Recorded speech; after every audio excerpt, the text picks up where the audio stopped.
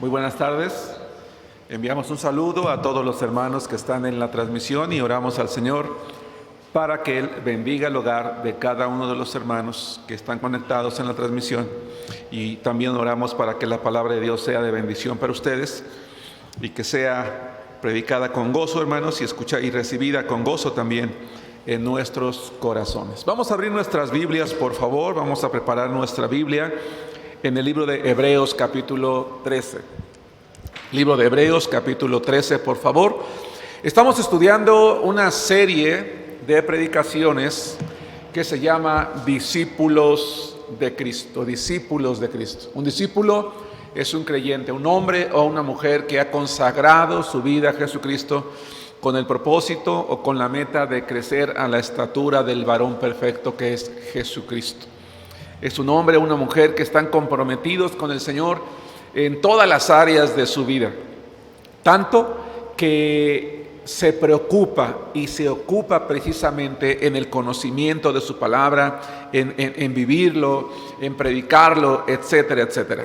Pero hay un área de la vida, hermanos, que quizás integrada dentro de cada uno de los temas que he venido predicando y que sin embargo vale la pena realzarlo, y es el que vamos a estudiar el día de hoy.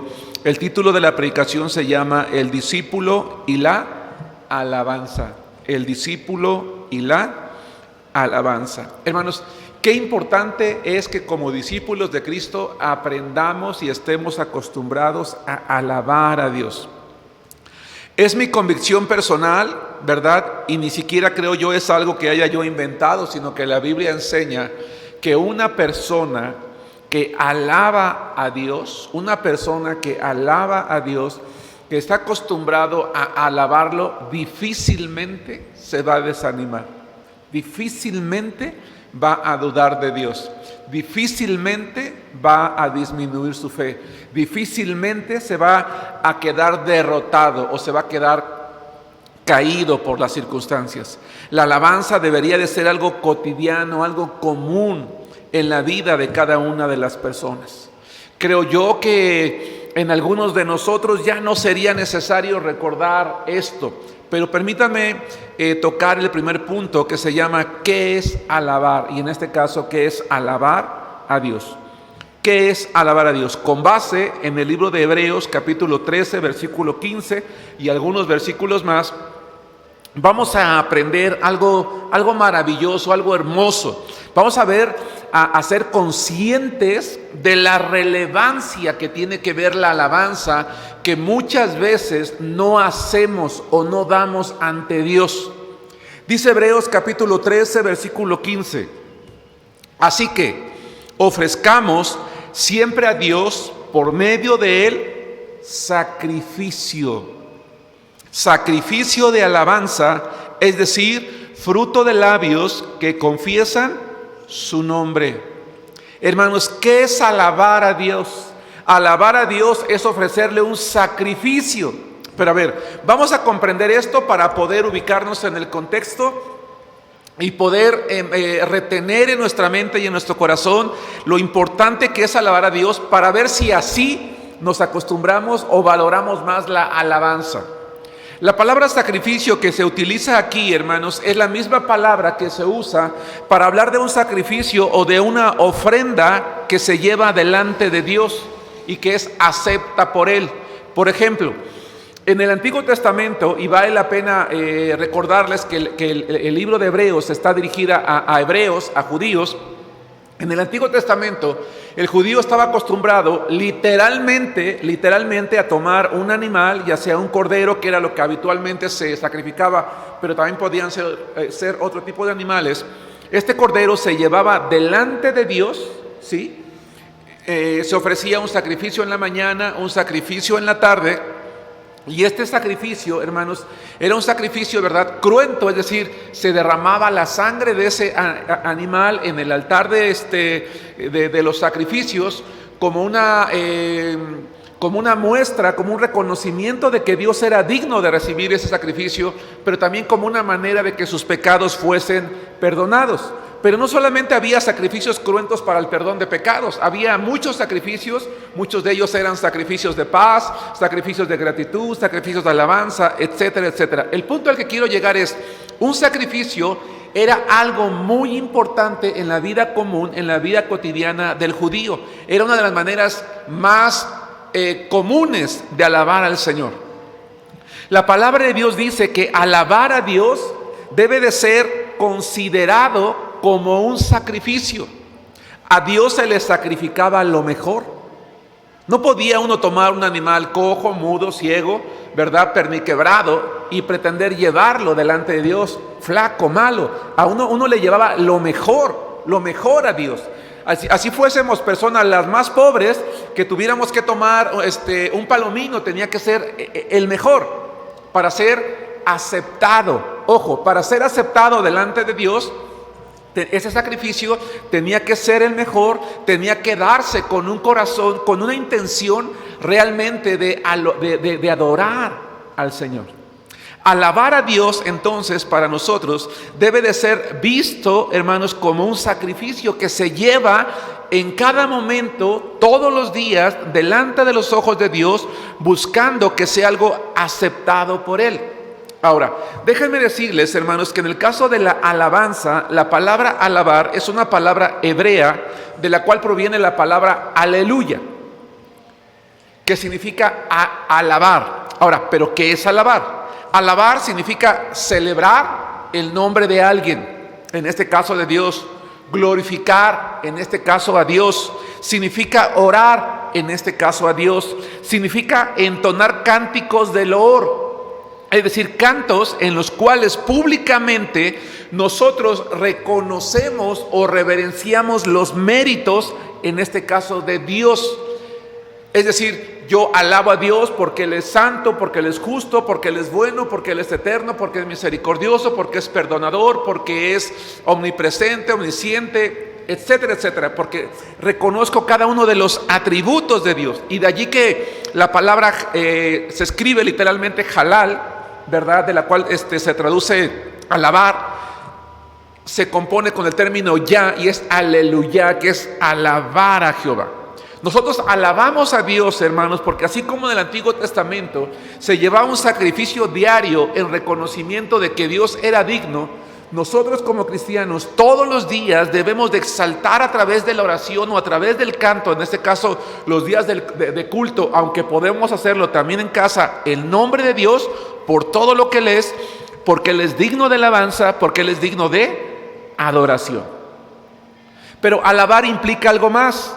Alabar es un acto de gratitud.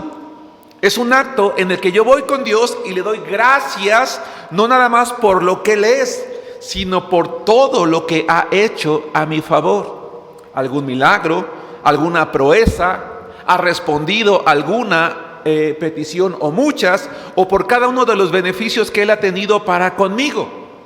Y lo hago con la perspectiva de que yo no soy digno de ellos, y sin embargo Él lo ha hecho para bendecirme. Porque, hermanos amados, ninguno de los que estamos aquí, empezando por su servidor, somos dignos. Y sin embargo Dios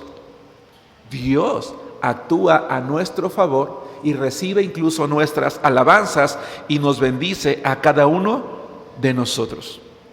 La alabanza es algo, vayan conmigo al Salmo 145, 1 al 3, entonces, que debe de ser dada con gozo, con alegría, con sencillez de nuestro corazón, que debe de ser dada abiertamente, con gozo, con regocijo. Hace unos días, yo quiero pensar que todos los hermanos que están en la transmisión, o probablemente hay algún hermano que no lo sabía, publicamos un devocional diario todos los días a las 9 de la noche. Este devocional se llama Buscando la Sabiduría y tiene como propósito, y de ahí el eslogan, meditar en la palabra de Dios. Recientemente me tocó a mí meditar, hermanos, en un salmo, en el Salmo 33, y hacía yo una invitación en este salmo, ¿verdad?, porque tiene relación con el tema de hoy, a que todas las personas que acudimos al templo, que nos reunimos en la iglesia, debemos de entender que necesitamos alabar a Dios, porque la alabanza es parte del culto. A veces, hermanos, llegamos al templo y nos vamos como llegamos, es decir, acongojados, agobiados, cargados, tristes, desesperados o desanimados, y eso es porque no participamos en la alabanza, ya no se diga en la predicación. Si tú y yo llegamos así al templo, a la iglesia, nuestra mente va a estar difusa, va a divagar en aquello que te está quitando el sueño, en aquello que te está preocupando. Pero si yo llego temprano, y de allí lo importante de llegar temprano, a mí me preocupa cuando hay hermanos que llegan a la predicación y algunos cuando ya estamos en el punto 2, en el punto 3 y algunos, como se dice coloquialmente, de verdad, a la mente. Pero bueno, debemos de llegar temprano porque cada canto que se programa durante el culto o durante la celebración, que tiene como propósito exaltar a Dios por sus atributos y agradecerle, van a permitir que mi mente y mi corazón se alegren y se regocijen al recordarme a mí mismo a través de esos cantos quién es Dios. Y entonces mi espíritu, pongan mucha atención en esto porque lo voy a mencionar más adelante. Entonces mi espíritu, quiero que observen mis manos, entra en conexión con el Espíritu de Dios en el momento en el que yo lo alabo, en el momento en el que le canto, en el momento en que le oro, en el momento en el que lo reconozco. De allí lo importante de que cuando dice un hermano, vamos a orar, inclinen su rostro, ¿verdad? No estemos nosotros volteando para todos lados. Hay hermanos que están viendo su celular mientras estamos orando, están volteando a ver al niño de enfrente, o simplemente están desparramados en la silla con los brazos cruzados y ni siquiera se toman la molestia de orar, de apoyar la oración, de inclinar su rostro, de cerrar sus ojos. Cuando la iglesia, cuando el hermano que dirige dice vamos a orar, tu obligación y la mía es inclinar el rostro y estar en la mente. El hermano está diciendo Señor y bendice a tal hermano, y tú estás diciendo sí Señor, amén, y así se haga, y aleluya, y alabado sea tu. Eso es apoyar la oración. Y entonces yo estoy conectando mi espíritu, mi mente con el de Dios, preparándolo para que cuando llegue la predicación de el martillazo final, sea esa flecha que entra a mi corazón, que ya está sensible a recibir la palabra. ¿Por qué? Vamos al Salmo 145, 1 al 3. Estamos hablando, el título de la predicación de hoy es El discípulo y la alabanza. La alabanza sostiene la vida de un discípulo. 145, 1. Te exaltaré, mi Dios, mi Rey, y bendeciré tu nombre. ¿Qué dice? Cuando me acuerde, cuando tenga ganas, cuando nada más vaya al templo, cuando esté yo contento. No, dice, te exaltaré, mi Dios, mi Rey, y bendeciré tu nombre eternamente y para siempre. Cada día te bendeciré y alabaré tu nombre eternamente y para siempre. Grande es Jehová y digno de suprema alabanza, y su grandeza es difícil de entender, es inescrutable, pero lo alabo por eso. Hermano, llamo tu atención a la primera oración del versículo 2. Cada día te bendeciré. ¿No creen ustedes que eso habla de comunión diaria con Dios? ¿No creen ustedes que eso habla de devocional diario? De que todos los días allí en tu casa tú tienes un tiempo, un momento en el que te inclinas para orar, o si te gusta cantar, cantas en tu mente, en tu corazón. Tal vez escuchas algún tipo de música cristiana o los cantos que tenemos aquí en la iglesia, porque es la manera en la que tu espíritu está conectado con Dios, en armonía con Dios. Una carga que yo siento en mi corazón, hermanos, es, y Dios sabe que no miento, hermanos, y lo he dicho muchas veces, oro por cada predicación que yo preparo y que se predica en la iglesia, porque a mí me preocupa lo siguiente. Yo no podría comer el lunes, hermanos, y aguantarme sin comer hasta el siguiente lunes. Así fuese la comida que a mí más me gusta.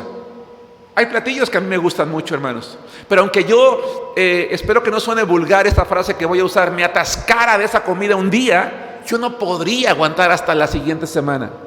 Y entonces mi carga es, Señor, que el mensaje que yo predico cada domingo sea tan tuyo, tan tu palabra, tan ungido por ti, que llegue a la mente, al corazón de los hermanos y que sea ese alimento que su espíritu estaba deseando escuchar para que sea suficiente para la siguiente vez que nos vemos. No sé si me explico. Y seguramente muchas veces no tengo la capacidad de comunicar lo que el Señor ha puesto en mi mente y en mi corazón, ¿verdad? Y en el mejor de los casos predico el domingo y entonces otro mensaje el miércoles. Pero ¿qué pasa el lunes y el martes? ¿Qué pasa el jueves y el viernes y el sábado? ¿Cuál es mi responsabilidad como discípulo? Mantenerme conectado en esa comunión. Ya me alimenté, ya recibí ese alimento, pero es ahora mi responsabilidad mantener esa conexión a través de la alabanza, del canto, de la oración, de la exaltación a Dios, de reconocer, de recordar lo que he aprendido cada día. Porque cada día, dice el Señor, trae su propio mal. Yo te puedo garantizar, hermano, que te ha ocurrido que tú has llegado un miércoles o un domingo con toda la actitud, alegre, regocijado, contento, pero el lunes en la tarde algo te robó la paz. ¿A poco no? Y si yo no me mantengo alabando a Dios, ofreciéndole al Señor ese sacrificio diario, mi espíritu va a empezar a deslindarse, a menguar, a opacarse. Dice el Salmo 34:1 y más adelante el 21:13, el Salmo capítulo 34 versículo 1, y quiero que observemos cómo estos autores hablan de un sacrificio diario, de algo que se está haciendo cotidianamente. Repito, alabar es un acto de gratitud de parte del ser humano hacia Dios, y alabar es un sacrificio. Dice el Salmo 34:1, bendeciré a Jehová en todo tiempo. Su alabanza estará de continuo en mi boca. Gracias, Señor. Gracias, gracias, gracias, gracias, gracias, gracias.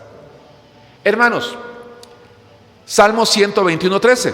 Dice la palabra de Dios, Salmo 21:13. Engrandécete, oh Jehová, en tu poder. Cantaremos y alabaremos tu poderío. Voy a leerles Oseas 14:2, no lo busquen.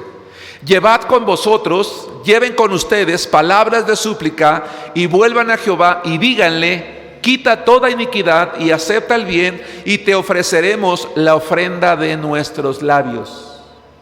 Ojo, el autor de Hebreos habla de una ofrenda, habla de un sacrificio de labios. Pero ya el Antiguo Testamento, el profeta Oseas, hablaba de que la alabanza es una ofrenda de nuestros labios. Ahora bien, ¿qué hacemos entonces cuando alabamos a Dios? Cuando alabamos a Dios, lo adoramos. Alabar y adorar a Dios da la idea o tiene la intención de tener un encuentro con Dios en el cual yo me postro delante de Él. A lo mejor literalmente no me postro, es decir, no doblo mis rodillas, pero le rindo culto porque lo hago desde mi corazón, mi sentir. Mi espiritualidad con Dios es tan genuina, tan auténtica, que me rindo, hermanos, delante de Él, porque entiendo que Él es mi Dios, mi Señor, mi Rey, es alguien digno de mi adoración. Dos. La segunda cosa que quiero mencionar, hermanos, el día de hoy es, recuerden que el título de la predicación es el discípulo y la alabanza. Uno, que es alabar a Dios. Dos, ¿por qué es bueno alabar a Dios? Y vamos a ver que es bueno alabar a Dios porque da gozo, porque da confianza y porque nos afirma en la fe. Voy a leerles algunos versos de la Escritura para no consumir tanto tiempo. Escúchenlos, ¿sí? Los que toman nota pueden apuntarlo. Nos da gozo. Salmo 71:23. Mis labios se alegrarán cuando cante a ti, y mi alma, la cual redimiste. Escucha. ¿Estás triste, hermano? ¿Estás deprimido? ¿Estás desesperado? ¿Estás afligido? ¿Estás angustiado? Cántale al Señor. Cántale al Señor. Porque cuando cantes, se va a alegrar tu alma. El alma que fue redimida, salvada por Dios. ¿De qué nos preserva la alabanza, hermanos? de la derrota espiritual, de empezar a escuchar la voz del enemigo que nos dice: a tu Dios no le importa tu vida, por eso mira cómo estás sufriendo. A tu Salvador no le importas tú, eres un donadie. Él está ocupado con personas más importantes que tú. Porque a veces sentimos que a Dios como que no nos escucha a nosotros, como que está escuchando al hermano, como que está escuchando a la hermana, porque da testimonio de que Dios hace, Dios le obra y le responde. Yo digo, ¿por qué a mí Dios no me responde así? Y empezamos a escuchar esos susurros del enemigo en nuestra mente y empezamos a apartarnos y nuestra alma empieza a disminuir. Pero el salmista decía: cuando yo canto a Dios, dice, mis labios se alegrarán y mi alma. Dice el Salmo 28:7, Jehová es mi fortaleza y mi escudo. En él confió mi corazón y fui ayudado, por lo que se gozó mi corazón y con mi cántico le alabaré. 43, 4 y 5. Entraré al altar de Dios, al Dios de mi alegría y de mi gozo. Entraré a la presencia de Dios. Dios mío, ¿por qué te abates, oh alma mía? ¿Y por qué te turbas dentro de mí? Espera en Dios, porque todavía he de alabarle, salvación mía y Dios mío. El salmista reconoce que su alma, que su espíritu estaba empezando a entristecerse, ¿sí se dan cuenta? Porque era humano. ¿Quién de nosotros, hermanos, si hablamos con toda honestidad, quién de nosotros en algún momento de su vida no se ha sentido entristecido, agobiado? Todos, yo creo que todos. El problema no es ese. El problema es que nos permitimos que el abatimiento nos haga sus prisioneros. No nos confrontamos a nosotros mismos. A veces necesitamos, hermanos, literalmente, bueno, se me fue el término que iba a decir. Bueno, déjenme retomar la idea. A veces necesitamos a nosotros mismos, hermanos, ¿verdad? Figurativamente, la palabra que quería encontrar, tomar nuestra alma, nuestro propio yo, y sacudirlo y decir: Germán, ¿qué te pasa? ¿Por qué estás dudando de Dios? ¿Por qué estás con miedo? ¿Por qué estás con temor? ¿Por qué estás con angustia? Clama al Señor. Eso es lo que está haciendo el salmista, hermanos, en el Salmo 43:5. Se está confrontando a sí mismo. ¿Por qué te abates, oh alma mía, y te turbas dentro de mí? Dice el salmista: yo he decidido alabarle, ¿por qué no lo haces tú? Porque muchas veces, hermanos, en la mente decimos: sí lo voy a hacer, pero en nuestro corazón no lo deseamos. Y es esa confrontación que tenemos que tener nosotros. Nos da confianza, porque dice Éxodo 15:2, Jehová es mi fortaleza y mi cántico, y ha sido mi salvación. Este es mi Dios, y lo alabaré, Dios de mi Padre, y lo enalteceré. Dice, este es mi Dios. ¿Creen ustedes, hermanos, que Moisés se avergonzaba de que Jehová fuese su Dios? No, claro que no. Salmo 71, 13 y 14. Sean avergonzados, perezcan los adversarios de mi alma, sean cubiertos de vergüenza y de confusión los que mi mal buscan. Mas yo esperaré siempre y te alabaré más y más. Hermanos, les suplico, busquen este verso. Salmo 71, 13 y 14. Da confianza. Hermano, cuando alguien esté queriendo robarte tu gozo, cuando algo esté queriendo arrebatar tu fe, cuando algo te esté queriendo tomar presa de ti para que tú vivas con temor, con desaliento, con duda de Dios, recuerda lo que dice el Salmo 71:13. Dice, sean avergonzados, perezcan los adversarios de mi alma, sean cubiertos de vergüenza y de confusión los que mi mal buscan, mas yo esperaré siempre. Y saben una cosa, yo no voy a dudar, no voy a retroceder, no me voy a alejar, no voy a renegar, le alabaré más y más. Hermano, pero ¿por qué lo alabas más? Si tú le estabas pidiendo a Dios que desapareciera tu problema y ya tienes dos. Y por si fuera poco, ¿cuánto tiempo tienes pidiéndole a Dios? Pues no importa que Él tarde una vida en responderme. No importa que Él me mande más problemas, yo lo voy a alabar más y más y más, porque yo voy a esperar en Él siempre. Dice el Salmo 56:4, no lo busquen: en Dios alabaré su palabra, en Dios he confiado, no temeré. ¿Qué puede hacerme el hombre? Salmo 139:14, te alabaré porque formidables, maravillosas son tus obras, estoy maravillado y mi alma lo sabe muy bien. Nos da gozo, nos da confianza, nos afirma. Les voy a leer, hermanos, Isaías 25:1. Jehová, tú eres mi Dios, te exaltaré, alabaré tu nombre, porque has hecho maravillas. Tus consejos antiguos son verdad y firmeza. Salmo 146:2. Alabaré a Jehová en mi vida, cantaré salmos a mi Dios, que dice, mientras viva. Hermanos, traigo a la memoria aquel pasaje, no recuerdo con precisión, hermanos, me parece que es Job capítulo 13, si mal no recuerdo. No sé si es por allí, por el versículo 7, no recuerdo con precisión, pero está orando Job al Señor y dice, aunque Él me matare, en Él esperaré. ¿Sí nos damos cuenta?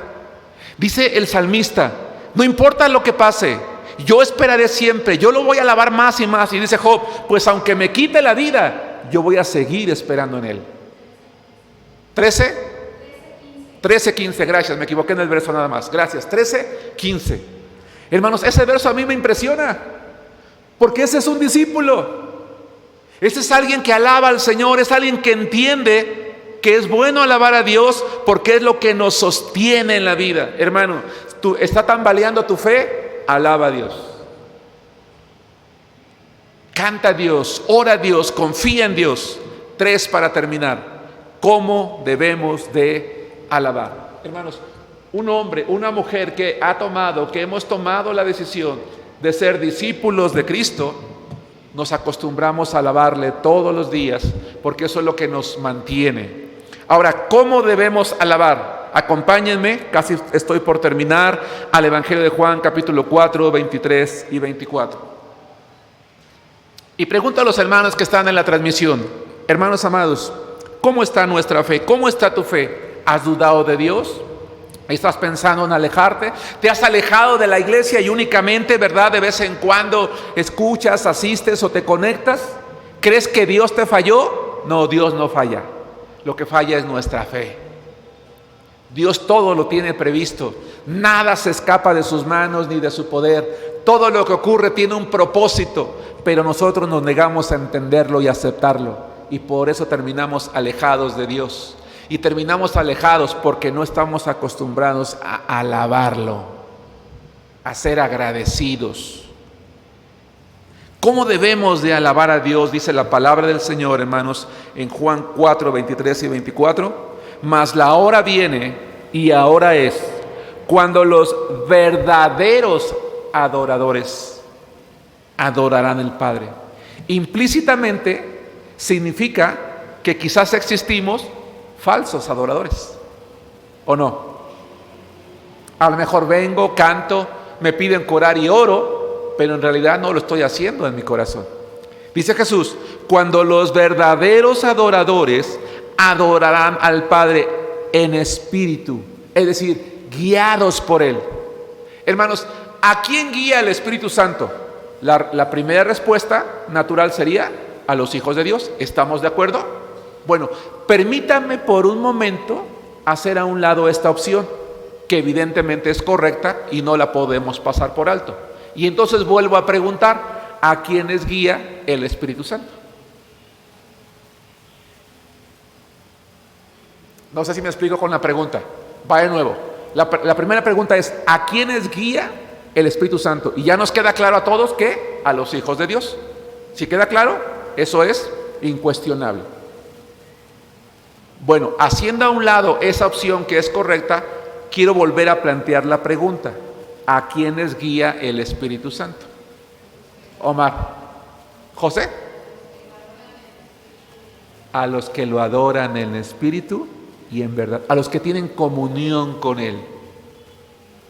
a los que son discípulos, a los que alaban, a los que son agradecidos, a los que tienen comunión con Dios. Los lleva a ser adoradores en espíritu, porque son guiados. Esa frase, adorar al Padre en espíritu, puede ser traducido como guiados por Él. Hermanos, con todo respeto les digo lo siguiente: no todo cristiano alaba a Dios. No todo cristiano es un verdadero adorador. ¿Sí me explico? Y dice Jesús que el Padre busca verdaderos adoradores que sean guiados por el Espíritu, dice, y en verdad, es decir, con sinceridad, como se debe, porque también el Padre tales adoradores busca que le adoren. Dios es espíritu, y los que le adoran en espíritu y en verdad es necesario que le adoren. Quiero terminar diciendo lo siguiente: la adoración es una disposición de la mente, pero también del corazón. La verdadera adoración no tiene una fórmula, no es una ceremonia en la que se hace un paso A, B, C o D. No, la adoración es la disposición de la mente y del corazón que busca que el espíritu de ese discípulo entre en armonía con el espíritu de Dios, con el cual está acostumbrado a tener comunión. ¿Me estoy explicando? Con el cual está acostumbrado a tener comunión. Y al hacerlo así, entonces su adoración es verdadera, es transparente y es sincera. Conclusión. Hermanos, un discípulo alaba a Dios todos los días de su vida. Y en la medida en la que lo alaba, se afirma en la fe. Tiene gozo en su corazón. Crece. Se resguarda a sí mismo de caer, de escuchar al enemigo cuando miente diciéndole que su vida no le importa al Señor. Porque tu vida y la mía, incluso aunque no seamos discípulos, le importa al Señor. Porque Él está buscando que un día tú y yo seamos verdaderos adoradores. Que Dios los bendiga, hermanos.